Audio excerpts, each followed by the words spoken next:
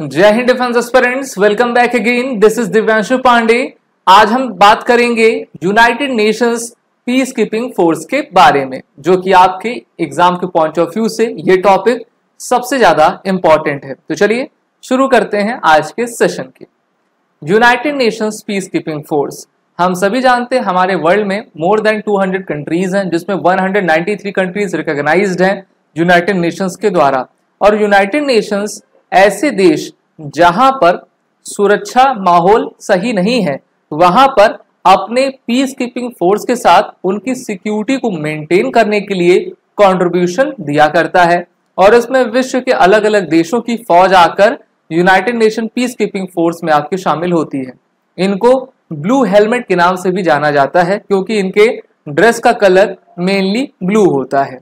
Okay, sky blue आपका रहा करता है। इसमें भारत की फोर्स भी आपकी रहती है और उनका कंट्रीब्यूशन भी सबसे अधिक रहता है।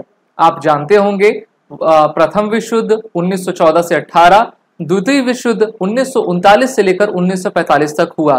तब एक वर्ल्ड में नीड आई कि यूनाइटेड नेशन जब बनी रहा है तो हम यूनाइटेड नेशन की एक पीस कीपिंग फोर्स भी बनाएं, जिससे कि शांति सुरक्षा को बहाल सभी जगह किया जा सके। इस कारण से इनका आपका उदय हुआ। It involves deployment of military, police, civilian personnel to regions affected by the conflict or political instability।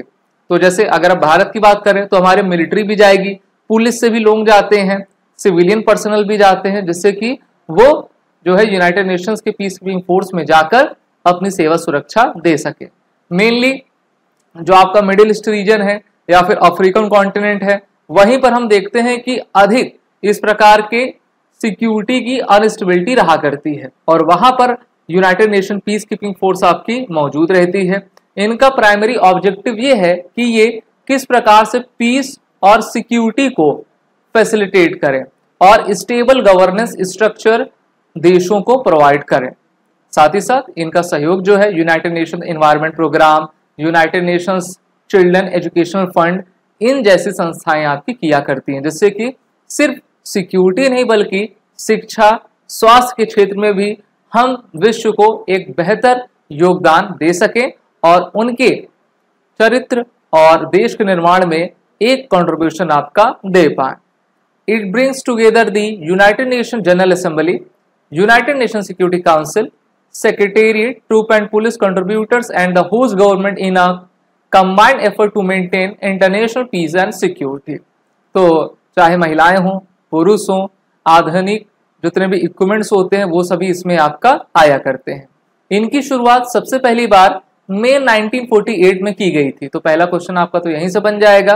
Okay, और इसके बाद यूनाइटेड नेशन सिक्योरिटी काउंसिल के द्वारा इनको आपका ऑथराइज किया गया, और मिडिल ईस्ट से लेकर जो है अफ्रीकन कॉन्टिनेंट तक और इजराइल अरब का जो युद्ध हुआ था उसी समय इनका गठन भी आपका हुआ था।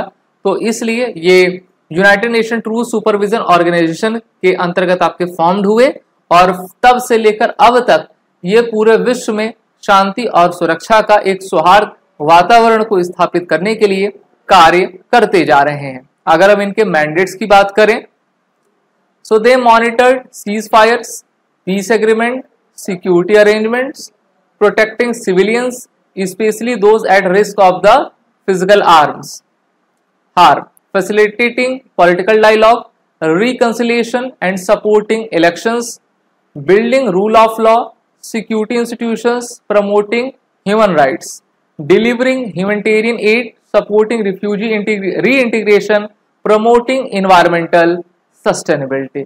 तो इन सभी कार्यों को इनके द्वारा निर्वाह भली भांति किया जाता है।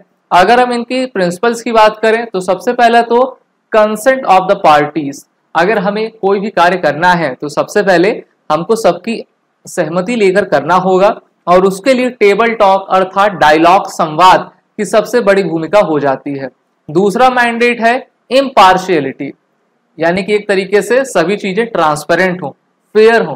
किसी को जो है हम ऐसा नहीं कि उसको फेयर तरीके से ट्रीट नहीं कर रहे हैं, सभी इम्पार्शियलिटी से होंगे। Non use of force accept in self defence and defence of the mandate.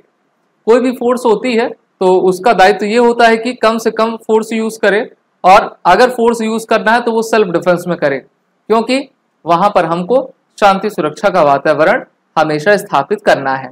अब बात करते हैं भारत की, तो भारत का जो कंट्रीब्यूशन है United nation piece keeping force में वो एक तरीके से अविस्मरणीय है और काफी बड़ा योगदान भारत के द्वारा इसमें दिया जा रहा है। So India has a rich legacy of the contributing UN peace keeping operation. It is one of the largest troop contributing countries, और भारत के द्वारा अभी तक 2,75,000 ट्रूप्स 1948 से लेकर 2024 तक आपके दे दिए जा चुके हैं, जिसमें हमने जो है हमारे सोल्जर्स के द्वारा अपने प्राणों की आहुति दी गई। भारत की तरफ से 179 सोल्जर्स ने अपने जान गंवाई है लाइन ऑफ ड्यूटी में, पूरे विश्व के शांति को आपका बहाल करने के लिए। और यूनाइटेड पीस कीपिंग फोर्स भी हमारे इस कह सकते हैं कि जो हमने उनको सर्व किया है, सेक्रीफाइस किया है, वो इसको रिकॉग्नाइज करती हैं और भारत को धन्यवाद किया करती हैं।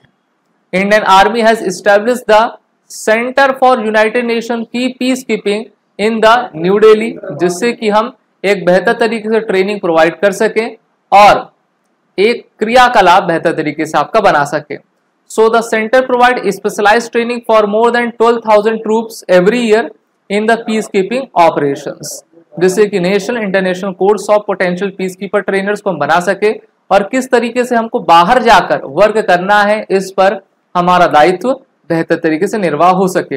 इंडिया ने अपने फिट यानी कि फीमेल एंगेजमेंट टीम को भी डिप्लॉय किया है, जिससे कि यूएन के स्टेबलाइजेशन मिशन में डेमोक्रेटिक रिपब्लिक ऑफ कांगो और इंटरनल सिक्योरिटी जो एबी में की जाती है, वहां पर लाइबेरिया के बाद हमारी सबसे अधिक कंट्रीब्यूशन महिलाओं की है। तो बेहतर तरीके से भारत आपका आ रहा है। India has deployed women military police in UN disengagement observer force and women staff officer and military observer in the various mission। तो इस तरीके से भारत की उन्नति हो रही है और भारत चाहता है कि वसुधैव कुटुंबकम, one earth one family one future के इस टैगलाइन के साथ हम विश्व को अच्छा योगदान दें। और ये टॉपिक आप सभी डिफेंस एस्पिरेंट के लिए काफी इंपॉर्टेंट है। क्लास अच्छी लगी हो तो लाइक शेयर जरूर करिए। These are the courses running by the SSB crack exam.